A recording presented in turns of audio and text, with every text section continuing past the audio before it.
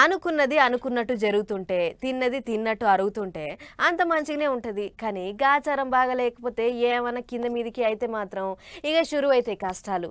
షేయి పార్టీలు అధికారంలోకి రాగానే ఇన్నొద్దులు రంది లేకుండా తిరిగిన కార్ పార్టీ లీడర్లకు లేని కష్టాలు వచ్చి పడుతున్నాయి. సార్లు అధికారంలో ఉన్నప్పుడు చేసిన ఉల్టా పుల్టా పనులన్నీ ఇప్పుడు బయటికి వెళ్తున్నాయి. ఇక చూడుర్రి మాజీ మంత్రి మల్లన్న ఏమో చేసిండట. మంగళవారం శుక్రవారం వచ్చిందంటే ప్రజాభవన్ కాడ పెద్ద జాతరనే నడుస్తున్నది. ప్రజావాణిల సమస్యలు చెప్పుకునేందుకు పబ్లిక్ ఎక్కడెక్కడికి వచ్చి లైన్లు కాడుతున్నారు. ఇక సమస్యలంటే ఇల్లు కావాలి, పింఛన కావాలి, కొలువు కావాలి, గిట్ల సవాలొచ్చే సమస్యలు.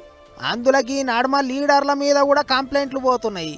గట్ల ఇగో శుక్రవారం ప్రజాభవన్ కాడ మాజీ మంత్రి మల్లారెడ్డి మీద ఫిర్యాదు జరంత మంది.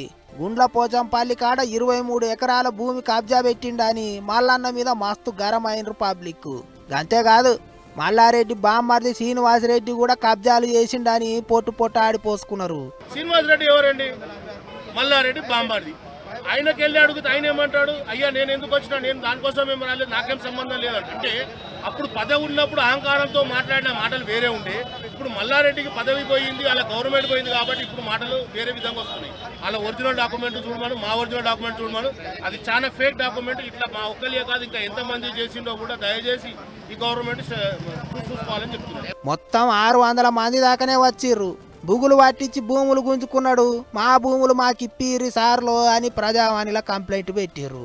మల్లారెడ్డి ఒక్కడే కాదు, మంచిర్యాల ఎమ్మెల్యే ప్రేమ్ సాగర్ రావు కూడా భూములు కబ్జా పెట్టిండాట. మా భూములు మాకిప్పిర్రి అని పబ్లిక్ గోస చెప్పుకున్నారు. మధ్య నుంచి అతను ప్రేమ్ సాగర్ మా మీద దౌర్జన్యం చాలా చేస్తున్నాడు. కట్టినవన్నీ పీకేస్తున్నారు, కూలగొట్టేస్తున్నారు.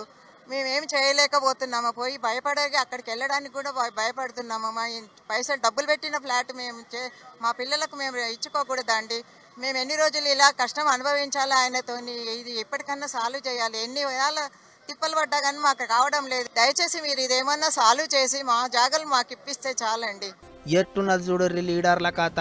రూపాయి జమ చేసుకొని కష్టపడి సంపాదించుకొని పబ్లిక్ భూములు కొంటుంటే, పిల్లలకు ముందు పనికొస్తాయని రిటైర్మెంట్ పైసలతోని కూడా భూములు కొంటుంటే లీడర్లు గిట్ల బుగులు పట్టించి ఉత్త పుణ్యానికే గుంజుకుంటున్నారు. ఇన్నొద్దులు అధికారంలో ఉండే కాబట్టి ఆటుపూట అన్నడాట మల్లన్న. ఇప్పుడు అధికారం చెయ్యి పార్టీల చేతికి వచ్చింది కాబట్టి పబ్లిక్ అంతా బయటికి వచ్చి గిట్ల ఫిర్యాదు అవుతుండ్రు అన్నట్టు. మరిగా ఎట్ట న్యాయం చేస్తారో చూడాలి సర్కారోళ్ళు.